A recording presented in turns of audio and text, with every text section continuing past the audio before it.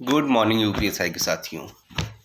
मैं Durgesh Dubey, advocate high court Allahabad. दोस्तों, जैसे कि आप जानते ही होंगे कि मैं समय समय पे आके आपको यूपीएसआई से केस से संबंधित जो भी मतलब न्यूज है या फिर कोर्ट केस से संबंधित जो भी न्यूज है या फिर जैसे कि नियुक्ति पत्र से संबंधित जो भी आपको बताया जा रहा है, जो कि न्यूज चल रही है, उसको मैं क्लियरिफाई और एक तरह से जो सही जानकारी है उसको देने की कोशिश करता हूँ। तो दोस्तों, जो भी मेरे इस चैनल में, यूट्यूब चैनल पे नए लोग जुड़े हों और उनको मेरा वीडियो सही लगता हो, ऑथेंटिक लगता हो, तो मेरे इस चैनल को सब्सक्राइब कर लिए। दोस्तों, आइए आगे बात करते हैं। दोस्तों, आज 3 पॉइंट पे बात की जाएगी। पहले तो बात करी जाएगी नियुक्ति पत्र पे। जो नियुक्ति पत्र की बात चल रही है कि नियुक्ति पत्र बंटने वाला है, मैंने इसके बारे में पिछले वीडियो में ही बताया था। तो एक तो ये बात की जाएगी।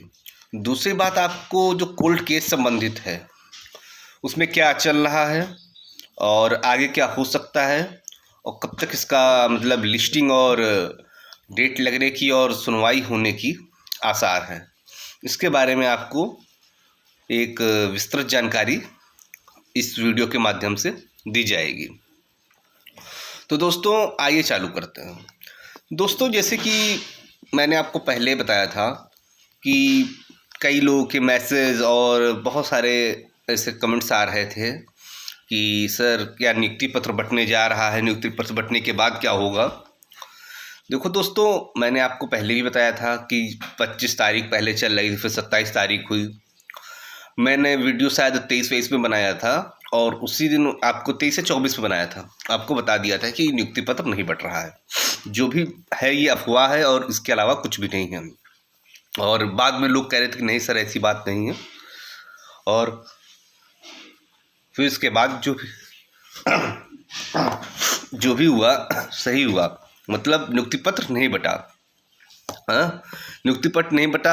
और मैं आपको बता दूं कि फिर से कोई डेट आ रही है, तो जैसे कि लोग बता रहे हैं 5 तारीख या 10 तारीख। मैं आपको बता दूं, ये जो सरकार है ये नियुक्ति पत्र नहीं बांटेगी। ये इसलिए नहीं बांट रही है और क्योंकि मैंने आपको पहले ही बताया था कि मेडिकल, चाहे आपने देखा हो, मेडिकल में क्या हुआ था, मेडिकल भर्ती बोर्ड नहीं करवाना चाहता था, पर इतना लेट हो गया, इतना कि लेट हो गया जिसकी वजह से, जैसे कोर्ट केस होता है ना कि वो लेट होता चला गया, हियरिंग नहीं हो पा रही थी, तो उनको अपना एक प्रोसेस आगे बढ़ाना पड़ा। नहीं तो भर्ती बोर्ड जो है वो आपका मेडिकल, मतलब जो सिलेक्टेड कैंडिडेट उनका मेडिकल नहीं करवाने जा रहा था। वो जब तक कोई जजमेंट ना आ जाता उसके बाद ही वो मेडिकल कराता। तो एक तो ये फ़र्क पड़ा। तो दोस्तों, तो आप एक बात को जान लीजिए कि जो नियुक्ति पत्र है, नियुक्ति पत्र का मतलब ये होता है कि अगर मान लीजिए नियुक्ति पत्र बंट गया, उसके बाद मान लीजिए कोर्ट का कोई डिसीजन आ जाता है, तो उसमें सरकार की बहुत बड़ी बदनामी होती है। आपको जैसे कि मालूम है 2024 में आगे चुनाव भी है, तो उसमें क्या है, कोई भी मतलब चाहे कोई भी सरकार हो, वो इन सब मुद्दों से थोड़ा बच के रहना चाहती है कि कोई भी मुद्दा ऐसा ना हो कि चुनाव में वो मुद्दा बन जाए कोई भी। और तो इसलिए वो नियुक्ति पत्र नहीं बांटने जा रही है। जो भी होगा वो क्या बोलते हैं, कोई भी जजमेंट आ जाएगा कोर्ट केस का, उसके बाद ही आपका नियुक्ति पत्र बटेगा। ठीक है दोस्तों, ये तो बात रही आपके नियुक्ति पत्र की। और दूसरा एक चीज़ और बता दूं कि क्या होता है, यार नियुक्ति पत्र बट जाता है तो बोर्ड के पास से जो भी एक तरह से समझ लीजिए कि पावर है, जैसे मान लीजिए अभी तो आप जो केस लड़ रहे हैं वो आप भर्ती बोर्ड के समक्ष लड़ रहे हैं, पर एक बार जब ये नियुक्ति पत्र बट जाएगा, सपोज कीजिए, तो उसके बाद क्या होगा कि आप फिर मतलब भर्ती बोर्ड के समक्ष नहीं लड़ रहे हैं, फिर आप सरकार के समक्ष लड़ रहे हैं। सरकार खुद इसकी पैरवी करने लगेगी। तो इसलिए थोड़ा सा सरकार भी बच के रहना चाहती है कि सोचती कोई ऐसा काम ना हो कि जिससे कि कोर्ट केस में कोई डिसीजन उनके खिलाफ आ जाए, फिर उनको सुप्रीम कोर्ट जाना पड़े। तो इसलिए वो मतलब क्या बोलते हैं, नियुक्ति पत्र नहीं बांटने जा रही है। अब रही बात दूसरी कोर्ट केस की। एक कोर्ट केस के बारे में आपको बता दूं कि जैसे कि पहले ही मैंने आपको पिछली वीडियो में बताया था कि एक एकजुटता बन रही है। तो इसका एक सही, इस एकजुटता का एक अच्छा असर भी देखने को मिल रहा है। जैसे कि आपको मैं बता दूं फंडिंग का मामला, फंडिंग के मामले में असर ये दिख रहा है कि सब लोग एक इकट्ठा हो रहे हैं और जो भी फंडिंग हो रही है एक जगह पे इकट्ठा हो रही है। उसके बाद इसको जहाँ भी लगाया जा रहा है एक करके लगाया जा रहा है कि मतलब जहाँ पे लगाना है ठीक जगह पे लगाना है। तो अब पहले लोग क्या होता था, पहले जो भी लीडर्स थे केसेस के वो अलग अलग अपना मतलब अपने केस को लीड कर रहे थे, चाहे 37-37 हो, चाहे 45-81 हो, या डॉक्टर AP सिंह सर वाला हो, सब लोग अपना अलग अलग इसको लीड कर रहे थे। पर अब क्या है, अब एक ग्रुप टाइप में बना दिया गया है कि जो भी फंडिंग आएगी एक जगह आएगी, उसके बाद जो भी है वो सोच समझ के और एक विचार विमर्श करके काम किया जाएगा।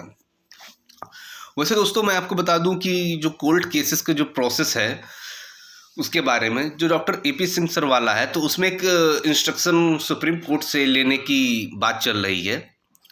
और उसमें सुप्रीम कोर्ट में मान लीजिए जो भी इंस्ट्रक्शंस होती है, माननीय उच्चतम न्यायालय जो भी इंस्ट्रक्शन देता है उच्च न्यायालय को, तो उसमें अगर सुनवाई के लिए डेट टू डेट अगर फैसला होता है और ऐसा कुछ जजमेंट या फिर इंस्ट्रक्शन आती है हाई कोर्ट के लिए, तो आपका जो भी मतलब डिसीजन है बहुत ही जल्दी देखने को मिल सकता है।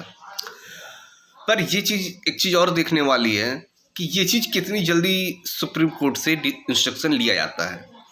अगर मान लीजिए इंस्ट्रक्शन ही लेने में बहुत समय लग गया तो उसका कोई फ़ायदा नहीं है, ठीक है। तो इस चीज़ को जो भी लीडर्स है थोड़ा ध्यान दें और इसको जल्द से जल्द वहाँ से सुप्रीम कोर्ट से हाई कोर्ट के लिए इंस्ट्रक्शंस दिलवाएं। तो एक तो ये बात रही। दूसरी मैं आपको बता दूं कुछ केसेस ऐसे हैं कि जिनकी सुनवाई 10 तारीख तक होने की उम्मीद है। अब मैं इसका नाम नहीं लूँगा, पर जो मुझे मालूम चला है तो 10 तारीख के मतलब तक उसकी, चाहे 10 से फिर या 12 मान लीजिए, इधर 8 से 12 आप मान लीजिए, ये 8 से 12 दिसंबर जो है इसमें आपकी सुनवाई होने वाली है।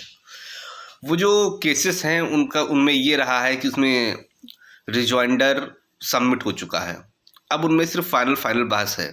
दिक्कत कहाँ पे आती थी, दिक्कत ये आ रही थी कि उसकी सुनवाई नहीं हो पा रही थी। सुनवाई ना होने का कारण क्या था कि फ्रेश केसेस इतने ज़्यादा लगे हुए थे।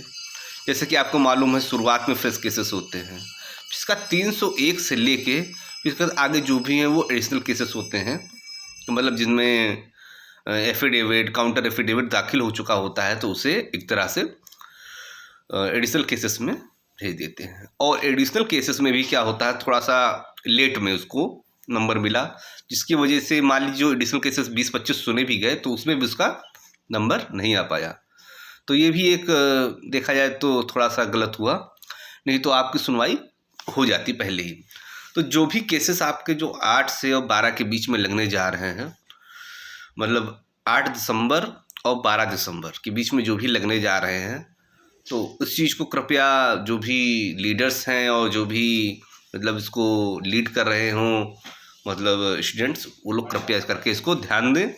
और इसको एक तरह से आप ये मान के चलिए कि एडिशनल केसेस में ही जाएगा, ये तो श्योर है, पर उसका जो सीरियल नंबर है जो कि बहुत अधिक चला जाता था, वो न जाके वो आप 301 से लेके 310 या 320 मैक्सिमम, इसी बीच में आप इनको रखने की कोशिश करें। अगर ये मान लीजिए अगर इन बीच में रहता है, 320 तक में रहता है, 301 से 320 के बीच में, तो समझ लीजिए कि आपका सुनवाई होने के करीब 80% चांसेस हो जाते हैं। अगर कोई फ्रेश में कोई ऐसा केस नहीं फंस गया, तो कभी कभी ऐसा भी हो जाता है कि फ्रेश केसेस जो होते हैं शुरुआत के 30-40, उसमें भी कोई ना कोई केसेस इतने हाईफाई और इतने लंबे केस चले जाते हैं जिसकी वजह से एडिशनल केसेस ज़्यादा नहीं सुन पाते, सिर्फ 4-5 अच्छे सुन पाते हैं। तो इस चीज़ को थोड़ा सा ध्यान दें। अगर ऐसा हो जाता है तो आपकी सुनवाई हो जाएगी। और ये मान लीजिए अगर एक बार सुनवाई स्टार्ट हो गई, तो मेरा तो ये मानना है पहले ही सुनवाई में कोई ना कोई एक ऐसा डिसीजन आ जाएगा जिससे कि भर्ती की जो दिशा और दशा है वो निर्धारित हो जाएगी, और जो जिस स्पीड से भर्ती चल रही है उस पर ब्रेक लगने का काम होगा। नियुक्ति पत्र के लिए मैंने आपको पहले ही बताया है कि उस चीज़ को लेके आप पैनिक बिल्कुल ना होइए।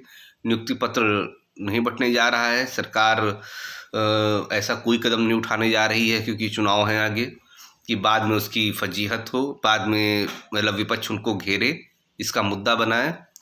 तो इस बात को थोड़ा सा, इस चीज़ के लेके आप जो नॉन सिलेक्टेड साथी उनको बिल्कुल पैनिक ना होइए, और जो भी इंफॉर्मेशन आती रहेगी समय समय पे मैं वो आपको अपने यूट्यूब चैनल के माध्यम से आपको बतलाता रहूँगा। दोस्तों, अगर आपको मेरा वीडियो सही लगे और तो इसको प्लीज़ सब्सक्राइब कर लीजिएगा, और भी मैं आपको इन्फॉर्मेशन समय समय पे देता रहूँगा। थैंक यू, धन्यवाद।